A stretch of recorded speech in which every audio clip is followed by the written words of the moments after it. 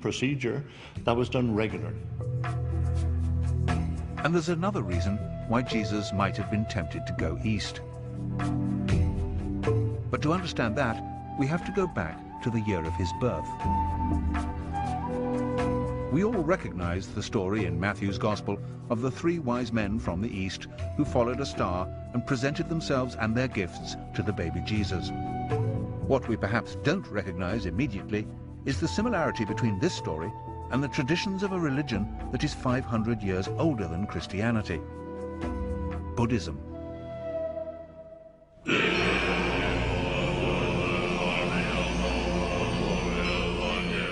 When a great Buddhist holy man or lama dies, wise men consult the stars and other omens and set off, often on extraordinarily long journeys, to find the infant who is the reincarnation of the lama.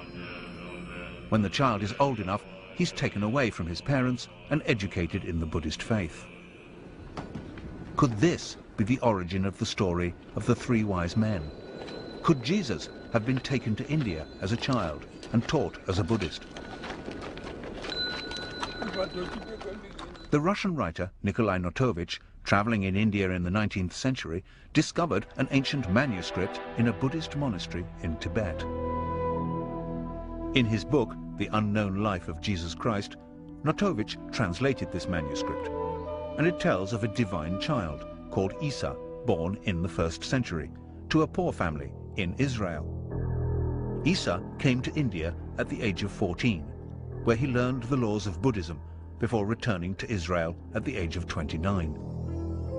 This idea would certainly explain the otherwise odd fact that from the age of 14 to 29, there's absolutely no record of Jesus' existence in Palestine. Certainly Jesus' later teaching and miracles have uncanny parallels with the teaching and miracles of the Buddha. Loving your enemies and the idea that the meek will inherit the earth have absolutely no tradition in the Jewish religion, but are entirely consistent with Buddhism. And the Buddha was known to walk on water and miraculously to feed many hundreds of his disciples with only a few scraps of food.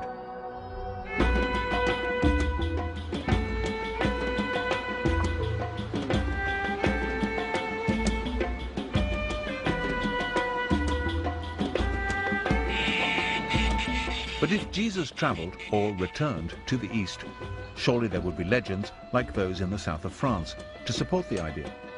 And of course there are such traditions.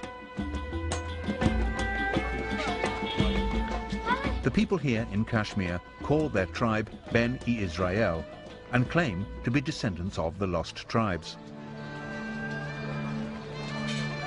And here there are stories that the 1st century preacher, Isa, known locally as Yusasaf, meaning leader of the healed, returned to Kashmir in his 30s.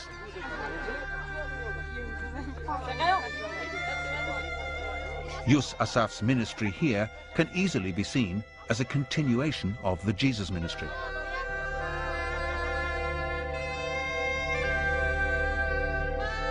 And in a local temple called the Temple of Solomon, there used to be an inscription which told of Yusasaf's claim around the year 50 AD to be Jesus, the prophet from Israel.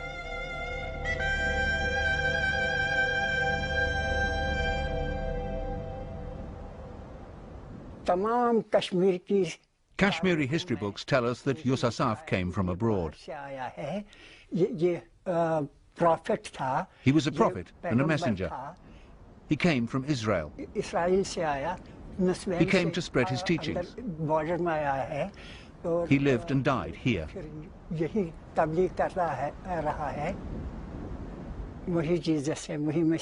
is Jesus.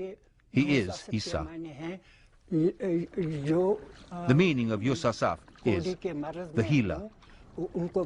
Another meaning is the shepherd, one who teaches others. And our history books confirm that Isa was known as Yusasaf here in Kashmir. Yusasaf continued to teach and preach in Kashmir until he died around the year 80 AD. He was buried in Srinagar.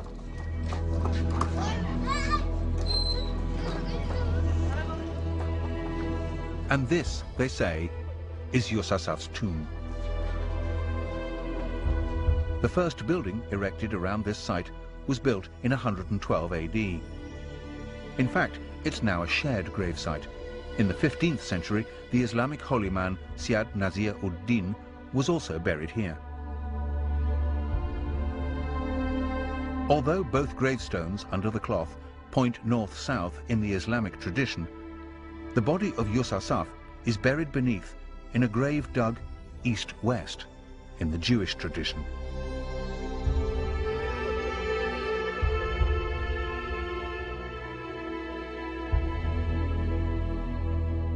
Next to the sarcophagus are two carved footprints. The marks on these are said to be the symbolic representations of the scars of crucifixion.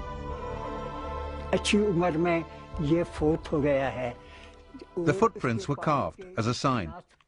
The scars are clearly visible, received when he was nailed to the cross. They show that this is the same person who came from Israel and that he lived and died here. You won't find any footprints like these anywhere else in Kashmir. We don't have that tradition. The position of the scars, just behind the toes, do not match each other, but they would align if a single nail was driven through both feet, with the left foot placed over the right.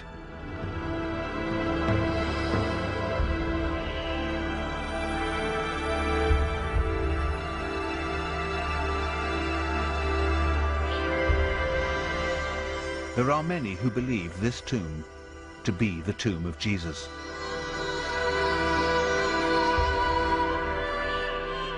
If this is the tomb of Jesus, then he spent most of his life in the mountain kingdom of Kashmir.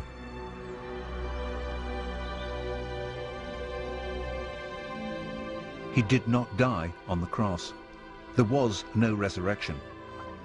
He did not ascend into heaven, and he does not sit at the right hand of God. For many Christians, this would be the end of Christianity as we know it. But for some, the original story would still have a poetic power. For me, the resurrection is about death. The two things that will happen to us all in our life is that we'll be born and that we'll die.